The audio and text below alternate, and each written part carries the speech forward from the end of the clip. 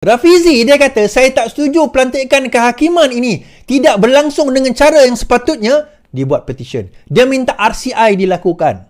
Dia buat petition. Dia buat conference pada 13 hari bulan ini. Saya akan pergi dekat, apa orang kata? Dekat Clubhouse Alumni UM. Dekat Universiti Melaya. 13 hari bulan, 8.30 malam. Dia buat benda tu untuk memastikan, gather, rally the people supaya kita terus terjamin. Negara kita ni terus terjamin. Apa? Reformasinya, undang-undangnya, progres kita di dalam undang-undang. Kita bukan maki Anwar Ibrahim, terus maki Anwar Ibrahim. Tak.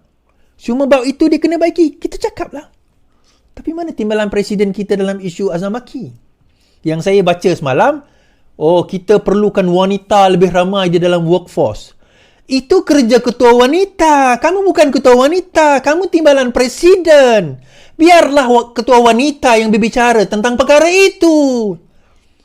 Enggak perlukan kamu berbicara soal wanita. Itu tujuan kita melantik Fadlina sebagai ketua wanita.